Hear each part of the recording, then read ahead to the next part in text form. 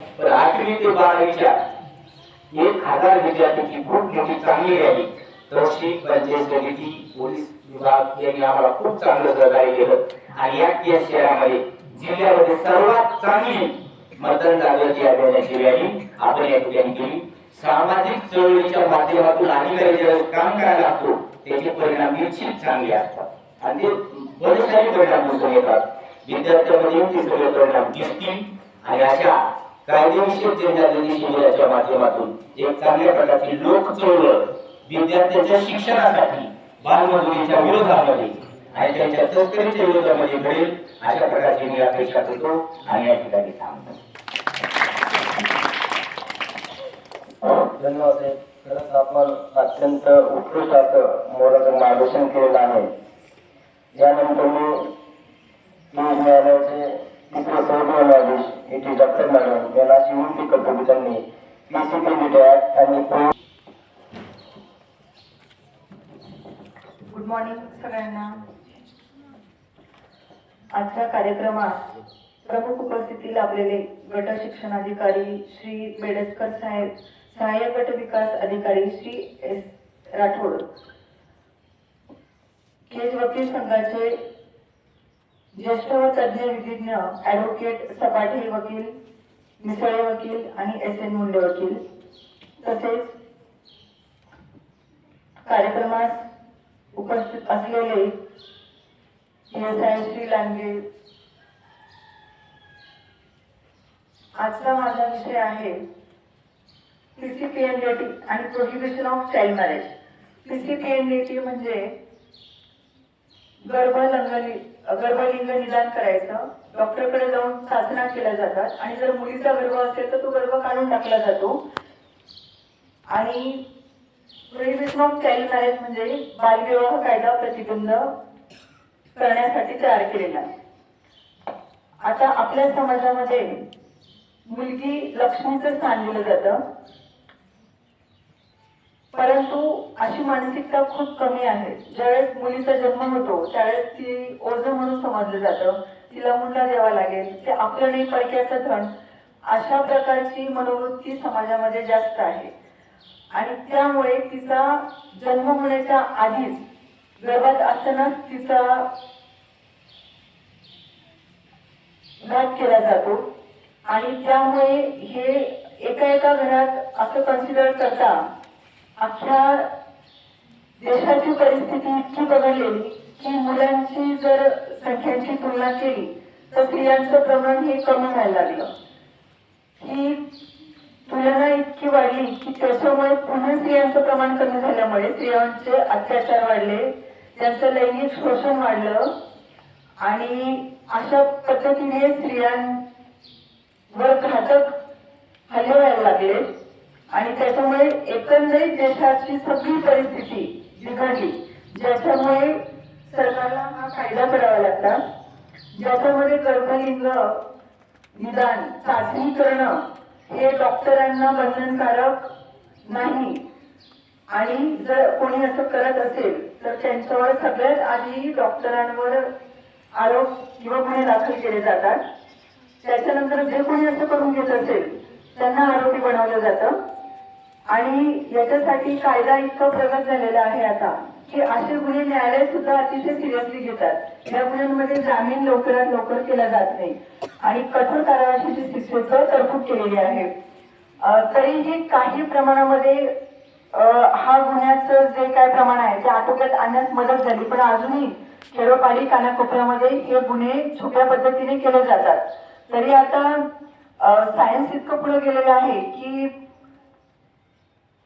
जिथे काही अशा टेस्ट होतात किंवा डॉक्टरकडे त्यांनी जे काय चाचणी करण्यासाठी यंत्रणा वापरली जाते त्याच्यामध्ये एक सायलेंट ऑब्झर्वेशन फीचर्स असलेलं सॉफ्टवेअर बसवलेले, ज्याच्यामध्ये असं कोणी करून घेत असेल आजही तर ते ऑटोमॅटिकली कनेक्ट होतं की अशा ठिकाणी किंवा अशा डॉक्टरकडे अशा स्वरूपाचं काम केलं जात आहे।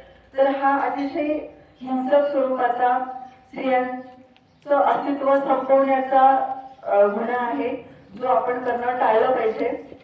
स्त्री कुठल्याच क्षेत्रात कमी नाहीये, आज इथे आपण फोटोची पूजा केली. सावित्रीबाई फुले यांच्या आई वडिलांनी जर स्त्रीचा गर्भ आहे असं समजून जर त्यावेळी त्यांना पोटातच मारून टाकलं असतं तर इथे मी उभी नसते, मुली दिसल्या नसत्या, महिला शिक्षिका इथे उपस्थित दिसल्या नसता आणि भयावह परिस्थिती समाजात निर्माण झाली असती. स्त्री आज राष्ट्रपतीच्या ठिकाणी सुद्धा स्त्रीच आहे असं कुठलंच क्षेत्र नाहीये जिथे स्त्री नाहीये.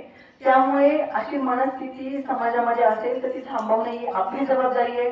कारण आपण फक्त आपल्या कुटुंबाचा विचार करतो की आपल्या घरामध्ये स्त्री नको आहे, पुरुष पाहिजे किंवा मुलगा वारसदार असतो म्हणून मुलगा पाहिजे, स्त्री एक जबाबदारी असते. हे आपण आपल्या घरापुरतं जरी विचार करत असलो तरी एक घर असं मिळून गाव तयार होतं, गावाचा तालुका, जिल्हा, देश तयार होतो.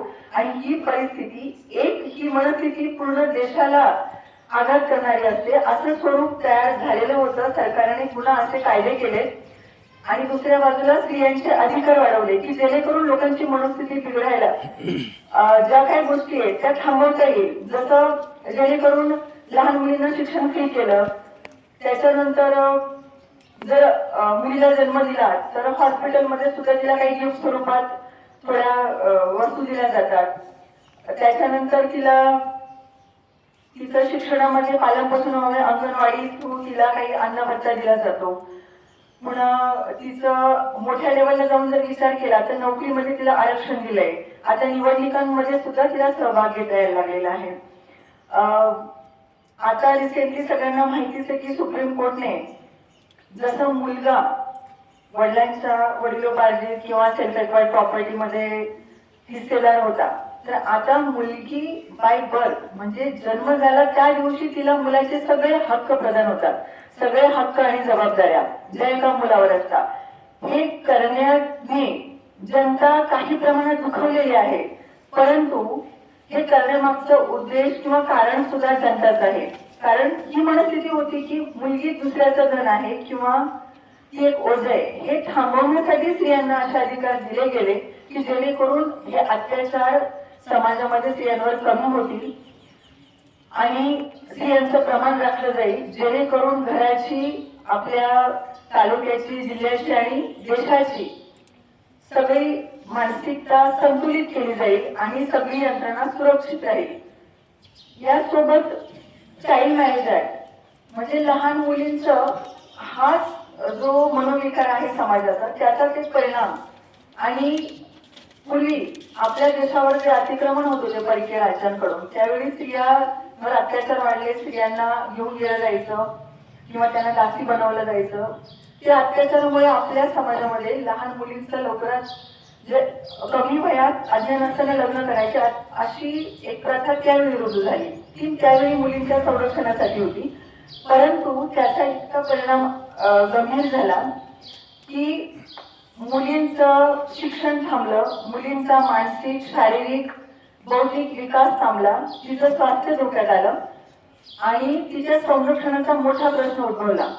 कारण ज्याच्यासोबत लग्न केलं जायचं तो तिथेही मुलीचं शोषण व्हायचं. आता काही ठिकाणी परिस्थिती अशी आहे की वडीलच मुलीला विकतात पैशासाठी. पुन्हा ज्याच्या घरात ती मुलगी जाते तो सुद्धा त्या मुलीला आणखी 4 ठिकाणी विक्री करतो, तिला बेकायदेशीर धंदे करण्यासाठी प्रवृत्त करतो आणि तिच्याकडून नको त्या बेकायदेशीर गोष्टीचे कामं करून पैसे मिळवण्याचे साधन तिला बनवलं जातं. ह्या गोष्टी आमच्याकडे न्यायालयात जेव्हा येतात तेव्हा त्याचं इतकं गंभीर स्वरूप बघायला मिळतं की समाजामध्ये काय चालू आहे. त्यामुळे ह्या गोष्टी, हा बालविवाह थांबवणं चे प्रयत्न 1929 सालापासून केले गेले आणि 2006 साली हा प्रतिबंध कायदा, बालविवाह प्रतिबंध कायदा करण्यात आला. हे करण्याचा उद्देश हा लोकांसाठी कायदे असतो.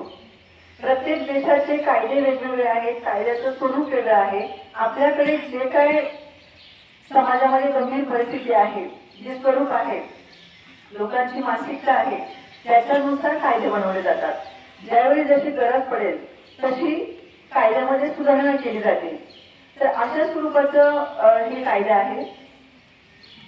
स्त्रियांना प्रत्येक ठिकाणी आता अधिकार दिले जातात. जर आपण स्त्रियांचं लहानपणात लग्न केलं किंवा त्यांना जर शिक्षणापासून वंचित ठेवलं तर ती बाळ जन्माला घालण्यात शारीरिकदृष्ट्या सबल नसते. पर्यायी तिचा मृत्यू होतो किंवा जे काय बाळ जन्माला येतं ते त्याच्यामध्ये अपंगत्व किंवा बऱ्याच प्रॉब्लेम्स आढळतात.